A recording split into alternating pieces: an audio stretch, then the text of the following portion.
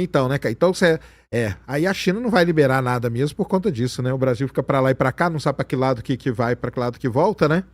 E aí também isso prejudica o Brasil de todos os lados, porque se for atrás dos americanos também, eles também não vão ceder nada, porque tem a mesma coisa do outro lado, né? As duas opções são ruins, É, né? e a gente fica aí sambando. É aquele negócio, será que é bom ser sempre o neutrão? Não é bom, né? Não, a questão não é ser neutro. Eu acho que também dizem que eu sou pró-China e tal. Não é que eu sou pró-China. O que acontece? A China, por exemplo, é o país que... Vamos voltar para a década de 50, vamos contar uma historinha. Na década de 50, por exemplo, os Estados Unidos entregavam uma tendência para o mundo de desenvolvimento, que é a tendência do automóvel. Como somos um país capitalista periférico, nós não temos condições de construir as tendências para o nosso desenvolvimento. Então, o que nós fazemos? Nós pegamos a tendência que alguém está pegando lá fora para internalizar aquilo e se desenvolver. Então, o Juscelino Kubitschek, por exemplo, ele internaliza a tendência do automóvel, traz as montadoras para cá, surge de 2 a 3 mil pequenas e médias empresas ancilares, nacionais, a essa indústria automobilística estrangeira, e enche o país de rodovia. Integra o mercado regional brasileiro. Além do mais, essas pequenas e médias empresas se transformaram em empresas grandes, e tanto é que na década de 80 o Brasil tinha o maior parque metal mecânico do mundo.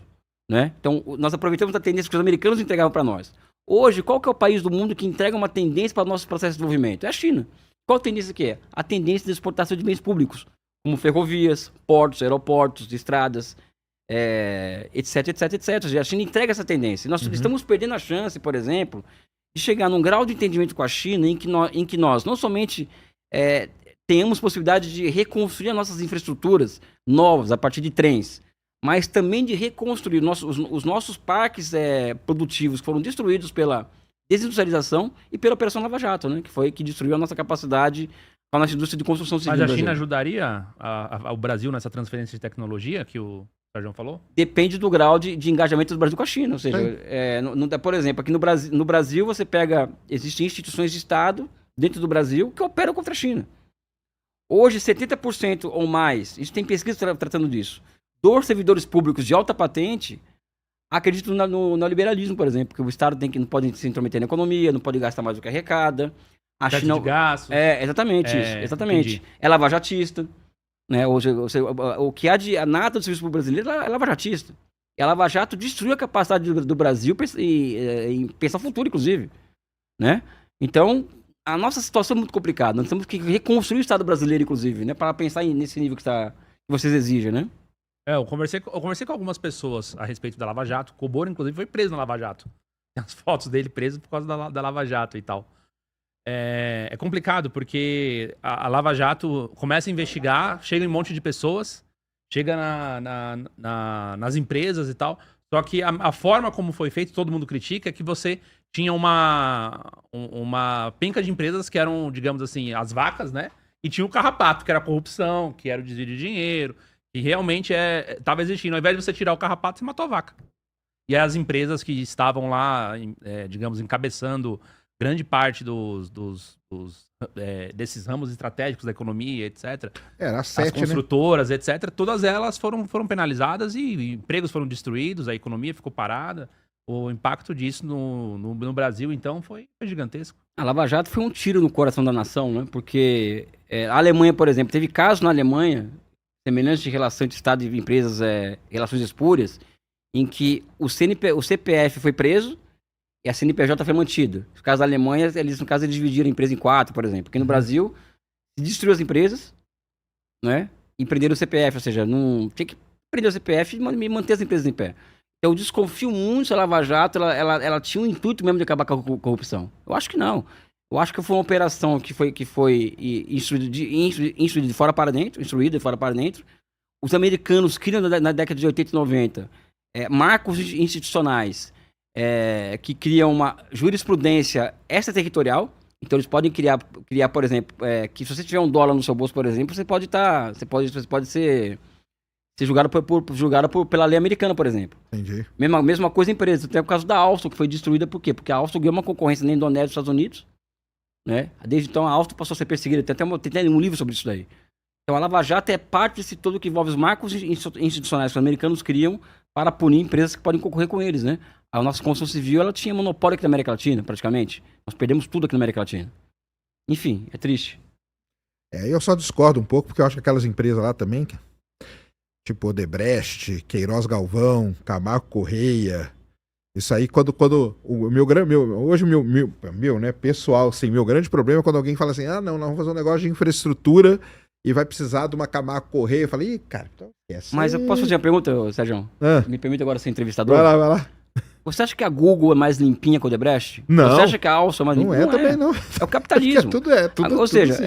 a questão é o seguinte, são empresas, elas corrompem, são corrompidas. Agora é o seguinte, é um patrimônio construído por 2 ou 3 gerações de brasileiros que foi destruído. Isso é criminoso, isso. E elas não foram aí que está a questão, Sérgio.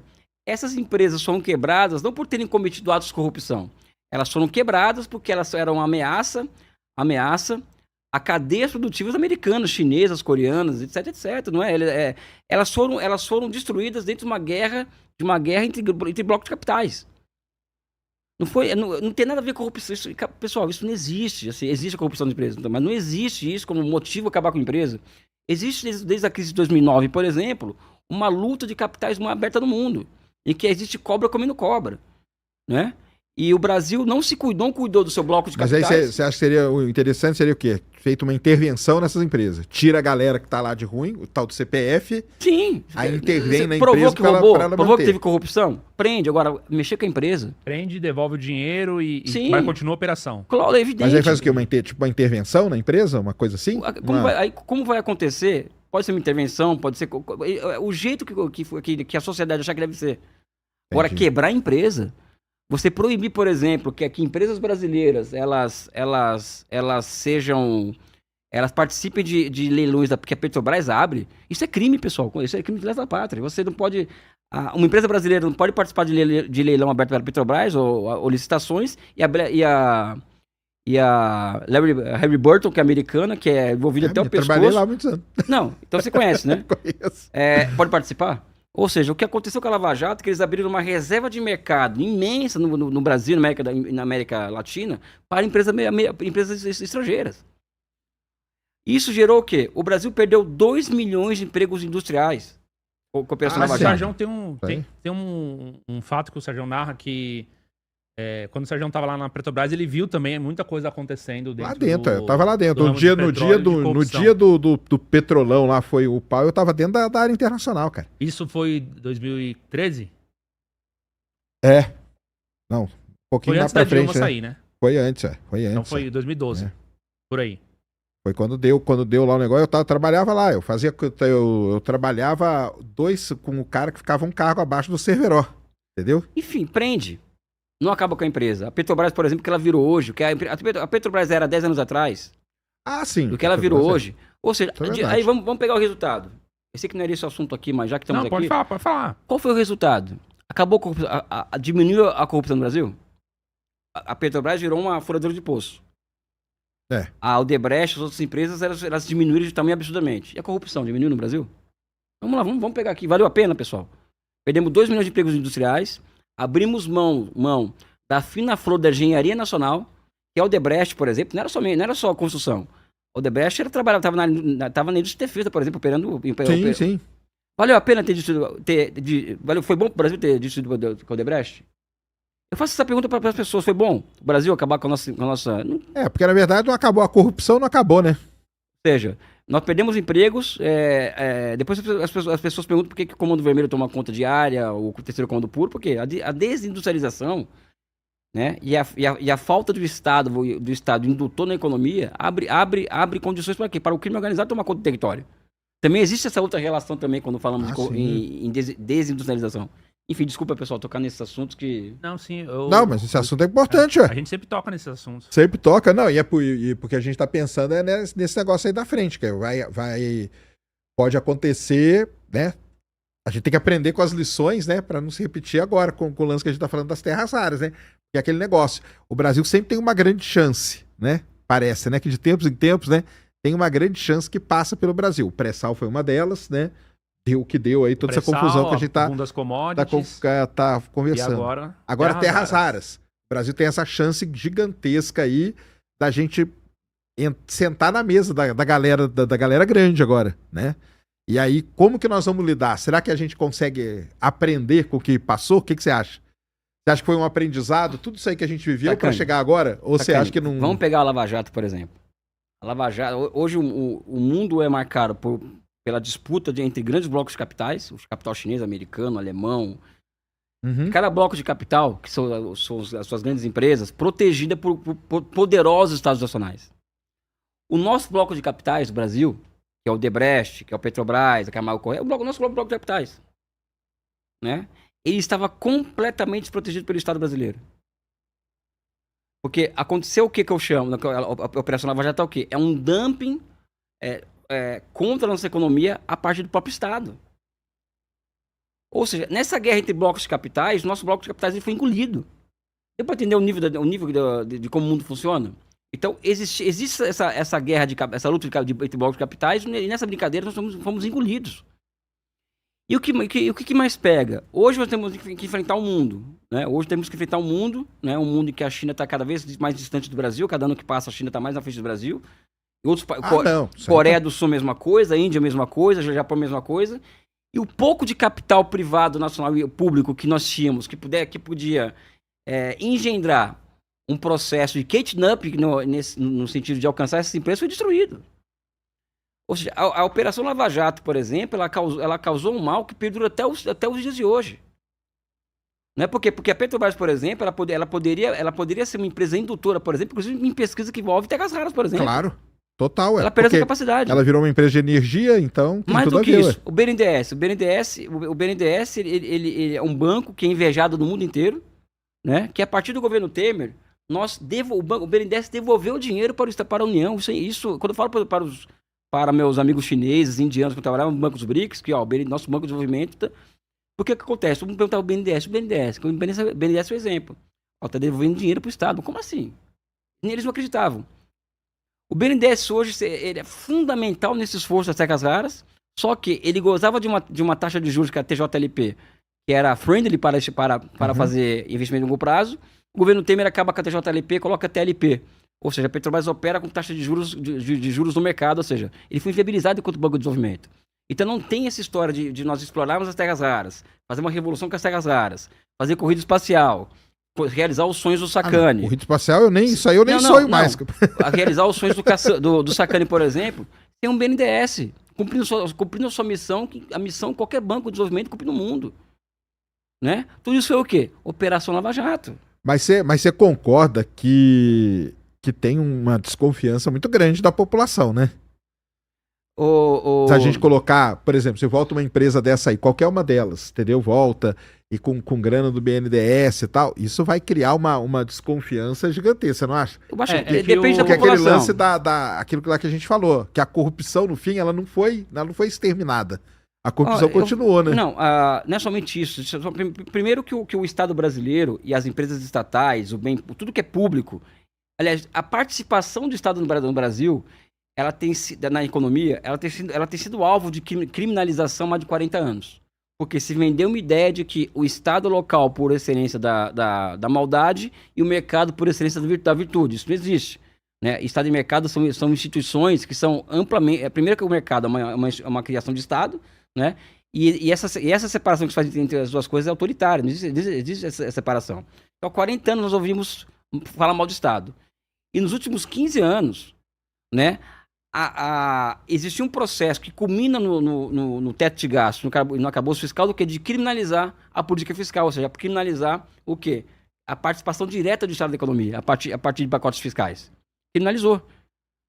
Né? Então, isso não é somente a nível institucional, nível de semiótica, ou seja, as pessoas elas foram levadas a acreditar que o Estado é corrupto por natureza. Sim. Né? Então, eu acho que foi um desserviço o que fizeram com o Estado brasileiro, um desserviço que fizeram com as empresas brasileiras. E tá falando aqui é um comunista, tá, pessoal? Eu quero que as empresas um dia sejam todas públicas, sabe? Mas não vou ter socialismo no Brasil a partir de terra arrasada, né? Vai ter que ter Mas capital será que essa terra arrasada aí não foi necessário? Não, de jeito nenhum. Não? De jeito nenhum. Não existe nem hipótese de... É porque acabou que a corrupção, no final das contas, não acabou, né? Mas não era pra acabar com a corrupção, Sacani. O objetivo nunca foi esse. Não, entendi. Nunca foi esse o objetivo. O objetivo era é o que eu falo para as pessoas, para as pessoas. O objetivo da Lava Jato era implodir o capitalismo brasileiro. E conseguiram. Parabéns para eles. Só espero que um dia surja uma comissão da verdade lá da Lava Jato para se aferir a quantidade de crimes que Sérgio Moro, Deltan Dallagnol cometeram contra o país, e essas pessoas que cometeram esses crimes contra o país sejam presas, ou sejam punidas de acordo com a lei. Né? Não dá para passar, nós não vamos, desculpa, esse assunto me emociona, nós não vamos andar para frente no Brasil, como você propõe aqui no começo do programa, se a gente não virar essa página. Não dá para passar batido com o que a Lava Jato fez com o Brasil. Não tem como passar batido. Acho que a sociedade ela vai ter que encarar os seus demônios. E a Lava Jato, na minha opinião, foi um grande demônio surgida no meio da sociedade. É um câncer que correu a nossa sociedade, nosso Estado. O resultado está aí, o resultado. A desindustrialização se acelera depois de 2016, a Petrobras virou uma furadora de poço, né? E o grau de informalidade da economia é gigantesco. É que o pessoal, inclusive, lembrou bem, a gente já falou sobre isso aqui, quando eu conversei com o Tamir, ele falou sobre isso, com outras pessoas, de modo geral, já falamos sobre essa questão da Lava Jato e tudo mais, é que na cabeça das pessoas, de um modo geral, era mais ou menos assim, essas empresas, por que eles eram todos bilionários, por que eram todos, né, empresas assim com grandes obras com o governo e tudo mais? Não era por competência, porque eles eram amigos do pessoal da estrutura do Estado, ganhavam essas obras públicas para poder superfaturava a obra pública com o dinheiro dos impostos que poderia estar indo para educação, para saúde, para tecnologia e tudo mais. Então ia parar no bolso do político, né, a divisão do superfaturamento, ia parar no bolso dos empresários as obras superfaturadas, e o Estado ficava cada vez mais sem dinheiro, né? Na cabeça do pessoal, esse é o quadro pintado. O Elon Musk é amigo de quem? Ele é super vamos pegar. A Coreia do Sul, por exemplo, tem 35 conglomerados empresariais. As chaebols. São todos amigos do rei.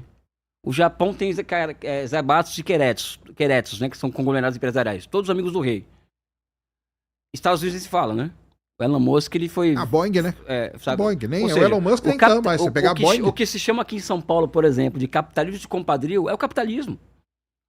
O capitalismo, ele existe para favorecer as empresas do seu próprio país. Esse capitalismo na livre concorrência, isso não existe. Quando se fala em capitalismo, nós estamos falando de poder político e monopólio. Nós não estamos falando de um conto de fadas e de um livre comércio. Capitalismo é poder político do grande capital e monopólio. Não existe, então, um capitalismo sem ter o poder político para proteger. Não existe capitalismo sem poder político. Do Estado. Político. Para proteger o capital. Para proteger o monopólio. O monopólio. Os monopólios privados e estatais daquele país.